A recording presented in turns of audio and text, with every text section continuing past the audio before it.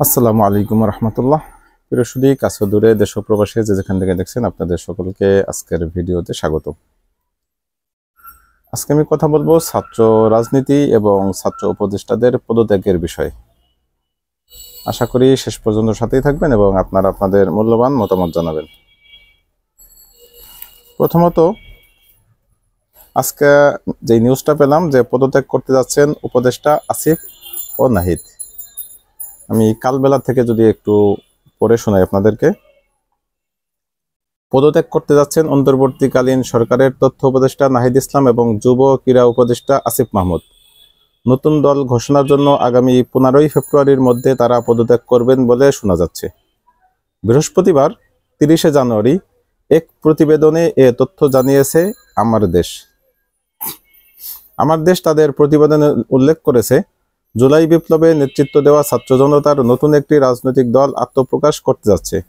দল ঘোষণার আগে আগামী 15ই ফেব্রুয়ারির মধ্যে সরকার থেকে পদত্যাগ করতে যাচ্ছেন তথ্য উপদেষ্টা নাহিদ ইসলাম, ক্রীড়া উপদেষ্টা আসিফ মাহমুদ। আগামী জুন মাসে পদত্যাগ করতে পারেন সরকারের আরেক উপদেষ্টা মাহফুজ আলম।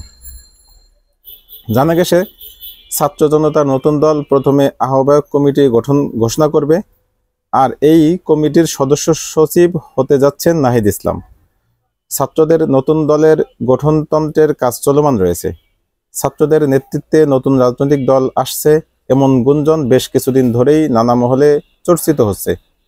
সম্প্রতি এ বিষয়ে বিএনপি মহাসচিব মির্জা ফখরুল ইসলাম আলমগীর বলেছেন, ছাত্রদের প্রতিনিধি সরকারে রেখে তাদের নেতৃত্বে রাজনৈতিক দল গঠন করে নির্বাচনে আসলে তা মেনে নেওয়া হবে না। এরপর উপদেষ্টা নাহিদ ইসলাম এ প্রসঙ্গে গণমাধ্যমে বলেন, তিনি রাজনৈতিক দলে যোগ দিলে সরকার থেকে বের হয়ে যাবেন।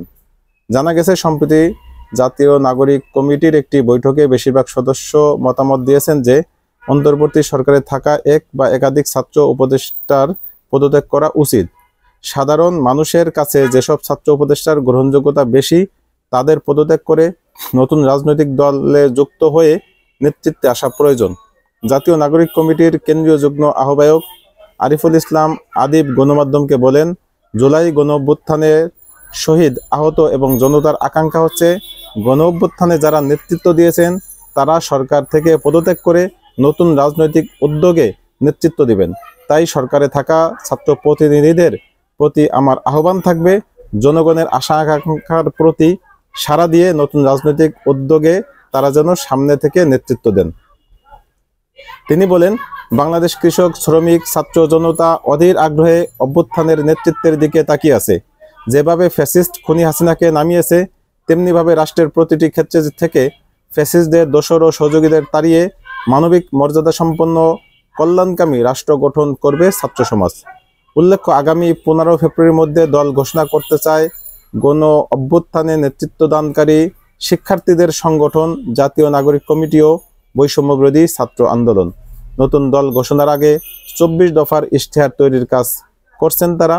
এজন্য 17 সদস্যের একটি কমিটি কাজ করছে বলে জানা গেছে। এই ছিল মোটামুটি আজকের কালের কণ্ঠের নিউজ, যেটি তারা মূলত কালবেলা নিউজ যেটি তারা মূলত আমার দেশ পত্রিকার রেফারেন্স দিয়ে নিউজটি করেছেন। তো যদি সত্যি হয়, এটাই বাস্তবতা যে বিএনপির মহাসচিব যেই বক্তব্য দিয়েছিলেন যে তারা যদি রাজনৈতিক দল করতে চায় তাহলে এই সরকারে তারা থাকলে নিরপেক্ষতা হারাবে, এবং এটি খুবই গুরুত্বপূর্ণ বক্তব্য যে আসলেই কোনো রাজনৈতিক দলের কেউ যদি সরকারে থাকে তাহলে স্বাভাবিকভাবেই তাদের দৃষ্টি সেই দলের প্রতি নমনীয় থাকবে অন্য দলের তুলনায়।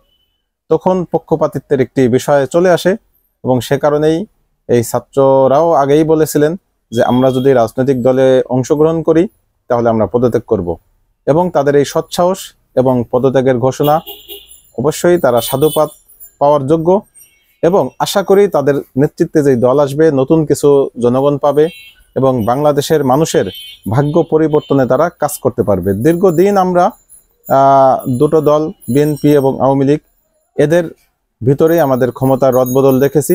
সর্বশেষ 16 বছর তো আমরা একচাটিয়া আওয়ামী লীগের ক্ষমতায়ন দেখেছি।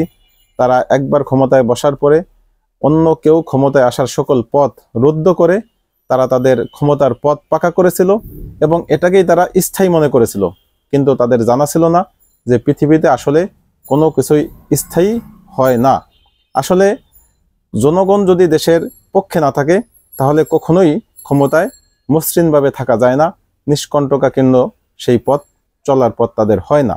যে কারণে তারা আসলে জনগণকে যখনই অবমূল্যায়ন করেছে, জনগণকে শোষণ করেছে, জনগণের অধিকার বঞ্চিত করেছে, তখনই তারা ক্ষমতা হারিয়েছে।